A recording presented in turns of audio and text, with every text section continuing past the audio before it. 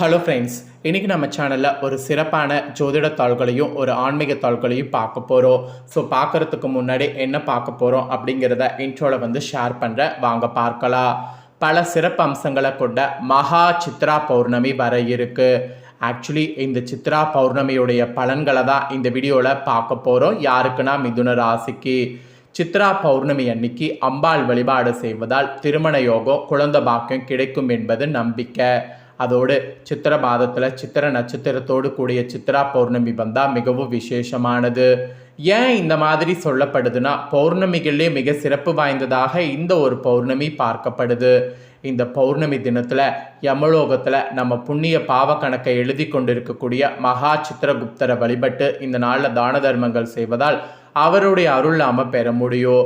அவருடைய அருள் பெறதுனால நீண்ட ஆயுள் நமக்கு கிடைக்கும். அதாவது நீண்ட ஆயுள் பெற முடியும்.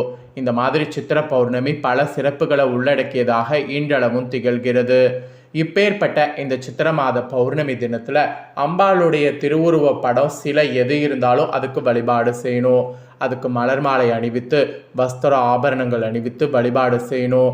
அம்பாளுக்கு இந்த நாளில் மஞ்சள் கலந்த சாதம் படைத்து பானகம், கிராம்பு, ஏலக்காய், பச்சை கற்பூரம் சேர்த்து தாம்பூலத்தை அடக்கி நெய்வேத்தியங்களை இந்த நாளில் படைக்க வேண்டும்.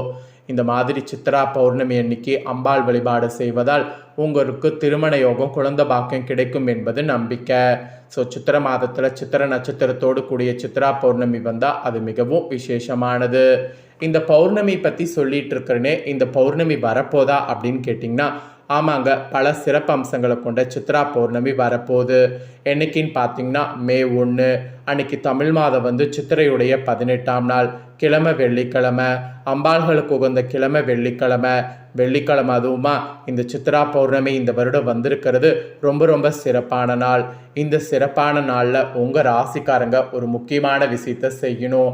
அதாவது வாழ்க்கையில் மாற்றம் ஏற்பட உங்கள் ராசிக்காரங்க இந்த நாளில் செல்ல வேண்டிய ஒரு கோவில் இருக்குது. அந்த கோவில் என்ன, அந்த கோவிலுக்கு இந்த நாளில் எப்படி செல்லும் அப்படிங்கிறத உங்களுக்கு சொல்கிறேன். அதை இந்த வீடியோவில் மிதுன ராசிக்காரங்க நோட் பண்ணிக்கோங்க.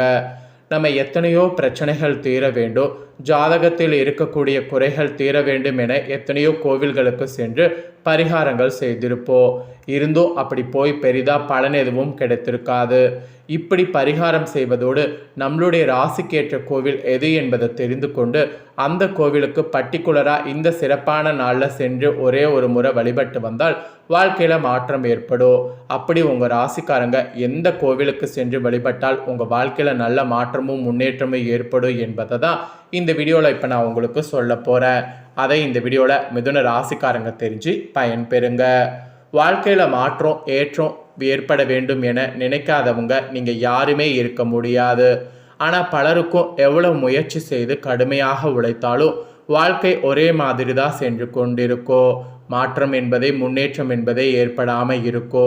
நம்மளுடைய வாழ்க்கை இப்படியே போய்விடுமோ, நம்ம முன்னேறவே முடியாதோ, கடைசி வரை நாம் கஷ்டப்பட்டு கொண்டு தான் இருக்க வேண்டுமா என கலங்குவர்கள் இருக்கீங்கள. நீங்கள் எல்லாருமே உங்கள் ராசிக்குரிய கோவிலுக்கு இந்த சித்ரா பௌர்ணமி அன்னைக்கு சென்று வந்தால் மாற்றம் என்பது நிச்சயம் நீங்கள் கண்கூடா பார்க்க முடியும். பொதுவாக ஒவ்வொரு ராசி நட்சத்திரத்துக்கும் ஒவ்வொரு கிரகம், தெய்வம் நன்மை தருவதாக இருக்கும். அதே போல் ஒவ்வொரு ராசிக்கும் ஏதாவது ஒரு கிரகம் பகை கிரகமாக இருக்கும். அந்த பகை கிரகங்கள், பாவ கிரகங்கள் முக்கியமான கட்டங்களில் இருந்தால் பலவிதமான பிரச்சனைகளை நாம் சந்திக்க வேண்டியது இருக்கும். நம்மளுடைய முயற்சிகள் அனைத்தும் அதனாலேயே தடைப்படும். ஆனால் இந்த பகை கிரகங்களை வலிமை இழக்க செய்யக்கூடிய தெய்வங்கள் அருள்பளிக்கக்கூடிய கோவிலுக்கு சென்று வழிபட்டு வந்தால் நன்மைகள் நடக்கும். அதனால தான் இந்த ஸ்பெஷல் நாளில் இந்த கோவிலுக்கு உங்கள் ராசிக்கு போங்கங்கிறத சொல்கிறேன். இந்த கோவிலுக்கு எந்த கிழமையில் போகிறத விட எந்த நேரத்தில் போகணும் அப்படிங்கிறதெல்லாம் தாண்டி இந்த வரக்கூடிய வெள்ளிக்கிழமை மகா சித்ரா பௌர்ணமி அன்னைக்கு எந்த நேரத்தில் வேண்டுமானாலும் செல்லலாம். ஆக்சுவலி இந்த நாளில் நீங்கள் கோவில்களுக்கு போகும்போது ஒரே ஒரு முறை உங்கள் பெயரில் அர்ச்சனையை செய்து மனதார வழிபட்டு விட்டு பாருங்க. குறைந்தபட்ச கோவிலில் 1 மணி நேரமாவது இருந்து விட்டு பாருங்க. இதனால தான் வாழ்க்கையில் பலவிதமான மாற்றங்கள் ஏற்படுவதையும் முன்னேற்றத்திற்கான வழிகள் ஏற்படுவதையும் காண முடியும். ஸோ உங்கள் ராசிக்கு எந்த கோவிலுக்கு செல்ல வேண்டுங்கிறத இப்போ தெளிவாக சொல்கிறேன். அந்த கோவிலுடைய பெயரை நோட் பண்ணிக்கோங்க. இது ஃபேமஸான கோவில் தான். மிதுன ராசிக்காரங்க நீங்கள் போக வேண்டிய கோவில் என்னன்னா திருநெல்வேலியில் இருக்கக்கூடிய நெல்லையப்பர் கோவில். திருநெல்வேலி அப்படின்னாவே அல்வா ஃபேமஸ்ன்ட்டு நாம் நினைப்போம். ஆனால் திருநெல்வேலி அல்வா விட ஃபேமஸானது நெல்லையப்பர் கோவில். இந்த நெல்லையப்பர் கோவில் அருள்பாலிக்கக்கூடிய சிவனை இந்த நாளில் சென்று வணங்குனீங்கன்னா நிச்சயம் உங்கள் தலையெழுத்து வாழ்க்கையில் மாற்றத்தை கொடுக்கும். இந்த கோவிலுக்கு கண்டிப்பாக போகணுங்கிறது சொல்லப்பட்டிருக்கு. உங்களுக்கு போக முடியல அப்படின்னா நீங்கள் பக்கத்தில் இருக்கக்கூடிய சிவன் கோவிலுக்காவது போங்க. முடிஞ்ச அளவு திருநெல்வேலியில் அருள்பாலிக்கக்கூடிய நெல்லையப்பர் கோவிலுக்கு போயிட்டு வாங்க. உங்கள் தலையெழுத்து நிச்சயமாக மாறுவதை நீங்களே கண்கூடா பார்க்கலாம். ஸோ இதுதான் கோவிலுக்கு போக வேண்டிய விஷயம். இப்போ இந்த சித்திர பௌர்ணமியுடைய பலன்களை உங்கள் ராசிக்கு வாங்க பார்க்கலாம். ஆக்சுவலி மேச ராசிக்குள்ள சூரியன் நுழையக்கூடிய மாதம் சித்திர மாதம். சூரியன் உச்சத்தில் இருக்கக்கூடிய இந்த மாதம் பல சிறப்புகளை உள்ளடக்கியிருக்கு. இந்த மாதத்தை சைத்ரா என்றும் சைத்திர விசேஷம் என்றும் போற்றப்படும்.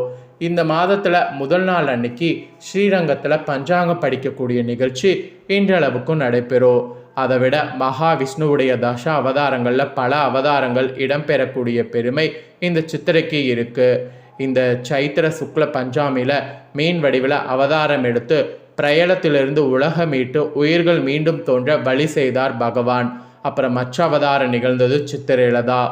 நவம திதியில் ஸ்ரீராமபிரனாக அவதாரம் எடுத்து மக்களை காத்தார் பகவான் விஷ்ணு. அப்புறம் திருமாலுடைய நரசிம்ம அவதாரம், பரசுராமர் அவதாரம், இந்த மாதிரி பல அவதாரங்கள் நிகழ்ந்தது இந்த மாதத்துல தான். அதோடு ஆதிசங்கரர் ஸ்ரீராமானுஜர் அவதரித்ததும் இந்த மாதத்துல தான். இதே போல் சித்திர மாத சித்திர நட்சத்திரத்தில் சிவபெருமான் தங்கப்பலகையில் சித்திரம் ஒன்றினை வரைய அதிலிருந்து சித்திரகுப்தான் தோன்றினார். அதே போல் சித்திர மாதத்தில் வளர்பிறை காலத்தில் 3வது பிறை தோன்றக்கூடிய நாள் அட்சய திருதியாக அழைக்கப்படுது. இந்த நாளில் தங்கம் வாங்கினால் இல்லத்தில் செல்வம் குவியும் என்ற ஐதீகம் இருக்குது. அதே போல் திருக்கோவில்களில் விழாக்கள் மிகவும் கோலாகலமாக நடைபெறக்கூடிய மாதமும் சித்திரையில் தான். மதுரையில் மாநகர அருள்பாலிக்கக்கூடிய மீனாட்சியம்மன் ஆலயத்தில் நடைபெறக்கூடிய சித்திர திருவிழா ரொம்ப விசேஷம். அழகர் கோவில் கள்ளழகர் வைகையில் எழுந்தருளக்கூடிய வைபவம் சித்திர மாதமே நிகழ்கிறது. இப்படி பல்வேறு சிறப்புகள் கொண்ட சித்திர மாதத்தில் ரொம்ப சிறப்பானது சித்திர பௌர்ணமி. அந்த சித்திர பௌர்ணமி இப்போ வரப்போகுது. அந்த சித்திர பௌர்ணமியுடைய பலன்களை தான் இப்போ நான் உங்களுக்கு சொல்ல போகிறேன். உங்கள் ராசிக்கு என்ன பலன்கள்ங்கிறத தெளிவாக தெரிஞ்சு அதற்கேற்ப நடந்து பலன் பெறுங்க. சூரியன் இருக்கிறார்ல 11வது இடத்துல இருக்கிறார் இந்த பௌர்ணமியில். அதனால் உங்கள் ராசிக்காரங்களுக்கு ஃபஸ்ட்டு கிடைக்கக்கூடியது பதவி உயர்வு. பதவி உயர்வு வேண்டும் நினச்ச உங்களுக்கு பதவி உயர்வு இப்போ கிடைக்க போகுது. அதோடு தொழில் உத்தியோகத்தில் முன்னேற்றங்கிறது உங்களுக்கு உண்டாகும். செவ்வாய் 7வது இடத்துல இருக்கிறார். அதனால் இந்த பௌர்ணமிக்கு பிறகு வீடு மனை வாங்கி விற்கக்கூடிய உங்களுக்கு அதுக்கான வியாபாரம் ரொம்ப சிறப்படையும். அதில் இறங்குனீங்கன்னா நல்ல லாபமும் கிடைக்கும். அப்புறம் இந்த மே 19ஆம் தேதி முதல் வாகனங்களை கையாளும் பொழுது நீங்கள் கவனமாக இருக்கணும். இல்லைனா வாகனத்தில் உங்களுக்கு ப்ராப்ளம் வர வாய்ப்பு இருக்குது. உங்கள் ராசிநாதன் புதன் 10வது இடத்துல இருக்கிறார். ஸோ சொந்தமாக செய்யக்கூடிய தொழில் சிறப்படையும். அதோடு மே 26 தேதிக்கு பின்னர் தரகு கமிஷன் வியாபாரத்தில் உங்கள் ராசிக்கு லாபமானது அதிகரிக்கும். அதோடு குரு உங்கள் ராசிக்கு 5வது இடத்துல இருக்கிறார். இது சமுதாயத்தில் மதிப்பு மரியாதையை உயர செய்யும்.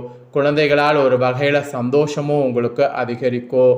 அதோடு சுக்கிரன் 11வது இடத்துல பௌர்ணமியிலிருந்து இருக்கிறார். இதனால் வீட்டுக்கு தேவைப்படக்கூடிய ஆடம்பர பொருட்கள் வாங்கலாம். அதுக்கான அதிர்ஷ்டம் உங்களுக்கு இருக்குது. மே 6 தேதிக்கு பின்னர் பெண்களால் செலவுகள் அதிகரிக்கும். அது மட்டும் கொஞ்சம் பார்த்துக்குங்க. அப்புறம் சனி உங்கள் ராசிக்கு 7வது இடத்துல இருக்கிறார். இதனால் வியாபாரமானது விருத்தியாகும். வியாபார கூட்டாளிகள் வகையில் நன்மையும் உங்களுக்கு உண்டாகும். ராகு உங்கள் ராசிக்கு 2வது இடத்துல இருக்கிறார். வங்கி சேமிப்பு உயரும். கேது உங்கள் ராசிக்கு 8வது இடத்துல இருக்கிறார். எதிர்பார்த்த இடத்திலிருந்து பணம் கிடைக்கும். ஸோ பணம் வேணும் அப்படின்னு நீங்கள் நினச்சிங்கன்னா அதற்கான முயற்சியில் இறங்குங்க. கண்டிப்பாக பணம் உங்களுக்கு கிடைக்கும். அது கிடைக்கிறதுக்கான எல்லா சாத்தியக்கூறுமே இப்போ உங்களுக்கு அமைஞ்சிருக்கு. ஸோ இந்த மாதிரியான இதை நீங்கள் கரெக்டாக புரிஞ்சு தெரிஞ்சு அதற்கேற்ப நடந்து செயல்படணும். அப்போ தான் உங்களுக்கு பலன்கள் பார்த்தீங்கன்னு வச்சுக்கோங்களேன் முழுமையாக நீங்கள் கரெக்டாக அடைய முடியும். ஸோ இதெல்லாம் தாங்க பௌர்ணமியுடைய பலன்கள். இந்த பலன்களை உங்களுக்கு தெளிவாக சொன்னது உங்களுக்கு ரொம்ப யூஸ்ஃபுல்லாக இருக்கும்னு சொல்லி நான் நம்புகிறேன். இதை உங்கள் ஃப்ரெண்ட்ஸ் ஃபேமிலிக்கும் லைக் பண்ணி ஷேர் பண்ணுங்கள். உங்கள் ஃப்ரெண்ட்ஸ் ஃபேமிலியில் இருக்கிறவங்களும் உங்களை போல மிதுன ராசிக்காரங்களாக இருந்தாங்கன்னா இந்த வீடியோ பார்த்து இதை தெரிஞ்சு இதற்கேற்ப நடந்து பயன்பெறட்டும்.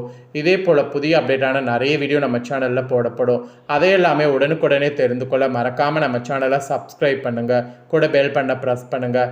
அதை நீங்கள் பண்ணிட்டீங்கன்னா இனி நான் போடுற மற்ற அப்டேட்டான எல்லா வீடியோஸும் உடனுக்குடனே தெரிந்து கொள்ளலாம். ஸோ மறக்காமல் பண்ணுங்கள். நெக்ஸ்ட் இதே போல் சுவாரஸ்யமாக வேறொரு வீடியோவில் உங்களை சந்திக்கிறேன்.